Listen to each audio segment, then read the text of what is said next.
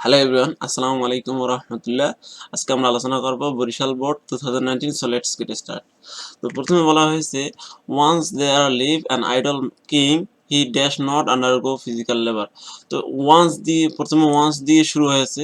তো ওয়ান্স দিয়ে যদি কোনো সেন্টেন্সে শুরু হয় অথবা কোনো সেন্টেন্সে যদি ওয়ান্স থাকে, তাহলে আমরা বুঝি ওয়ান্স দ্বারা অতীতের কোনো কাহিনী বর্ণনা করা হয়, অথবা এটা পাস্ট টেন্সের প্যাসেজ। এখান থেকে আমরা সন্তুষ্ট যে প্যাসেজের অধিকাংশ লেটারে ওয়ার্ডে পাস্ট হবে, অধিকাংশ ভার্বে। তো যাই হোক, তো once there live an idle king, অর্থাৎ একদা একজন অলস রাজা বাস করছিল। তো যেহেতু এটা অতীতের জন্য আমরা লিভের সাথে জাস্ট ইডি যোগ করে লিফট করে দেবো। এখানে ই আছে, জাস্ট ডি যোগ করলেই লিফট হয়ে যাবে। ওয়ান্স দেয়ার লিফট, এখানে ভার্বের সাথে ভার্বের পাস্ট হবে অতীতের হওয়ার জন্য just D. An idle king he dash not undergo physical labour. তো he not undergo physical labour মানে সে শারীরিক পরিশ্রম করতো না। তো এখানে নট আছে, যে অতীতের কাহিনী যদি থাকে এবং যদি নট থাকে, তাহলে আমরা তার পূর্বে যদি ডিড বসাই, তাহলে মূলত নট তো নট তো এমন একটা নেগেটিভ মার্কার যেটা একাই একাই অক্সিলারি ভার্ব ছাড়া বসে না। তো এই নটকে রাখার জন্য আমরা ডিড বসালাম, আর আমরা বুঝতেছি এটা পাস্টের, এই জন্য আমরা ডিড বসিয়েছি। প্রেজেন্ট হলে ডু বা ডাজ যখন একটা বসা যেত, তো পাস্ট হওয়ার জন্য ডিড বসালাম। এছাড়াও যদি অতীতের অভ্যাস বুঝালে আমরা উড বসাতে পারি। তো হি উড নট আন্ডারগো, এখানে উডও বসা যেত।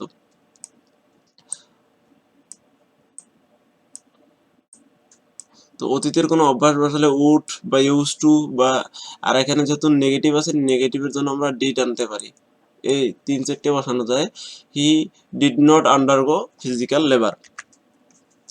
অ্যাজ এ রেজাল্ট, ফলশ্রুতিক্রমে, he get bulky and could not move from one place to another.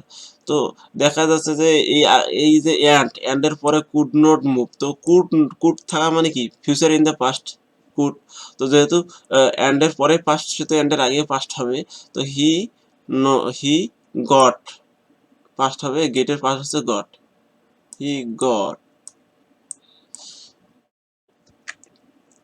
He call in a doctor, এবং সে কি করেছিল, ডাক্তারকে ডেকেছিল। তো কল্ড এর পাস্ট হবে কল্ড, সে ডেকেছিল, সরি এখানে পাস্ট হবে কল্ড। জাস্ট আমরা ইডি যোগ করে দেবো, পাস্ট হয়ে যাবে। He called in a doctor, the doctor dash clever and wise. তো সে যে ডাক্তারকে ডেকেছিল, ডাক্তারটা ছিল কি জ্ঞানী ছিল, তো যেহেতু আগেই ছিল এখন তো নাই। তো এখানে জাস্ট বি যেহেতু ছিল, আমরা দেখতেছি এটা পাস্ট টেন্সের প্যাসেজ, সেহেতু এখানে বির পরিবর্তে ওয়াজ হবে, কারণ ডক্টর আছে থার্ড পারসন সিঙ্গুলার, এর সাথে ওয়ার হওয়ার কোনো চান্স নেই, তাহলে ওয়াজ হবে। He was he was clever and wise. He did not, তো কোনো সেন্টেন্সে যদি ডিড থাকে, ডু ডাজ ডিড এই তিনটার যে কোনো একটা থাকলে আমরা পরবর্তীতে ভার্বের বেস ফর্ম বসাবো। যেহেতু এখানে প্রেসক্রাইব আছে, তো প্রেসক্রাইবে থাকবে, কোনো চেঞ্জ হবে না। হি did not prescribe any medicine for the king. He asked the king to buy a club and dash move in the air till his hands get moist on it. তো এখানে he asked the king to buy a club, তো একটা club কেনার কথা বলা আছে, and move. তো এই যে বাই অ্যান্ড এর পূর্বে কি আছে, অ্যান্ড এর পূর্বে পার্টস অফ স্পিচ আছে টু বাই ভার্ব হিসেবে। তো অ্যান্ড এর পরেও আমরা টু প্লাস ভার্ব বসাবো, টু মুভ, এখানে জাস্ট টু বসাবো। আর টুর পরে ভার্বের সবসময় বেস ফর্ম হয়। অ্যান্ড এর আগে আছে টু বাই, এজন্য আমরা অ্যান্ড এর পরে বসাবো to move in the air till his hands get moist on it। তো এখানে মূলত আমরা এখানে সেন্টেন্সে এখানে টিল আছে, যদি কোনো সেন্টেন্সে টিল থাকে, তো টিলের আগে যে সেন্টেন্সটা, পুরো সেন্টেন্সটা কি পাস্টে না, হি আস্কড, সে বলেছিল the king to buy a club and to move in it the air. তো এই যে পুরো যে আমাদের সেন্টেন্সটা আছে টিলের আগে, তো এটা মূলত পাস্টে আছে। যদি পাস্টে থাকে, তাহলে নিয়ম হচ্ছে সাবজেক্ট প্লাস ভার্ব প্রেজেন্ট বা ফিউচারে হলে টিল বা আনটিলের পরে সাবঅর্ডিনেট ক্লজটি প্রেজেন্টে হবে, এবং সাবজেক্ট প্লাস ভার্ব পাস্টে, ভার্ব যদি পাস্টে থাকে, টিল আনটিলের পরে সাবঅর্ডিনেট ক্লজটি পাস্টে হবে। তো ঠিক এই সেন্সে ইউজ করে আমাদের এখানে যদি টিলের আগে যদি পাস্ট আছে, সেটা আমরা টিলের পরেও পাস্ট করব। তো গেটের পাস্ট হচ্ছে গট, গট গড হবে এখানে। He the king started follow the prescription. তো এখানে স্টার্টেড একটা ভার্ব, এর মূল ভার্ব, এরপর ফলো আর একটা ভার্ব। তো দুটো ভার্ব যদি পাশাপাশি থাকে তাহলে আমরা কি করব, প্রথম ভার্ব যদি উদ্দেশ্য বোঝায়, দ্য কিং স্টার্টেড ফলো, মানে রাজা শুরু করলো অনুসরণ করতে দ্য প্রেসক্রিপশন। তো এখানে আসলে কোনো উদ্দেশ্য কি বোঝায় যে আসলে রোগ সারার উদ্দেশ্যে রাজা শুরু করলো, এরকম তো কোনো কিছু এখানে মেনশন করা নাই, উল্লেখ করা নাই। এখানে জাস্ট রাজা শুরু করলো ফল অনুসরণ করতে দ্য প্রেসক্রিপশন। আর কি কারণে অনুসরণ করলো বা কি উদ্দেশ্যে অনুসরণ করা শুরু করলো এরকম যদি কোনো এখানে উল্লেখ থাকতো তাহলে ভার্বের আগে টু বসতো। যেহেতু এরকম কিছু নেই সেহেতু আমরা ভার্বের সাথে আইএনজি যোগ করে দেবো। এখানে ভার্বের সাথে জাস্ট আইএনজি, যেহেতু আমরা উদ্দেশ্য পাচ্ছি না খুঁজে এখানে, তাহলে আমরা ভার্বের সাথে আইএনজি যোগ করে দেবো, আইএনজি জাস্ট।